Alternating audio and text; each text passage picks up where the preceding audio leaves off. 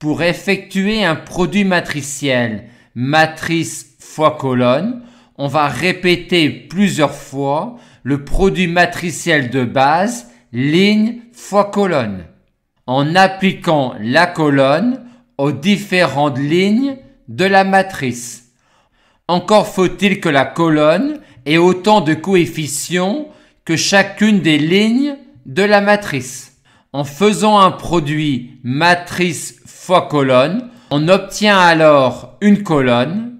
Son premier coefficient s'obtient en appliquant notre colonne à la première ligne de la matrice. Son second coefficient s'obtient en appliquant notre colonne à la seconde ligne de la matrice, et ainsi de suite. On va maintenant voir une autre façon de regarder la colonne ainsi obtenue. Remarquons tout d'abord que quand on applique la colonne 1, 0, 0 à la matrice, on obtient une colonne qui est en fait la première colonne de la matrice. De même, quand on applique la colonne 0, 1, 0 à la matrice, on obtient la seconde colonne de la matrice. Et quand on applique la colonne 0, 0, 1 à la matrice, on obtient en fait la dernière colonne de la matrice. Aussi, quand on applique la colonne 2, 7, moins 3 à la matrice, on obtient une colonne qui est en fait égale à 2 fois la première colonne de la matrice, plus 7 fois la seconde colonne de la matrice, plus moins 3 fois la dernière colonne de la matrice.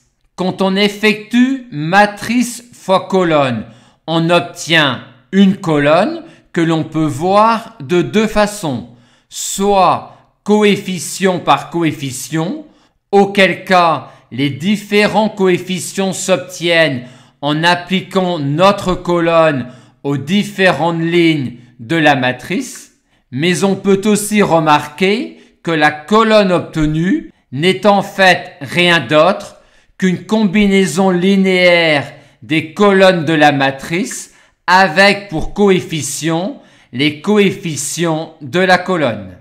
On retiendra donc qu'appliquer une colonne à une matrice revient à effectuer une combinaison linéaire des colonnes de la matrice et qu'inversement, on peut créer une combinaison linéaire des colonnes d'une matrice en appliquant une colonne bien choisie à cette matrice.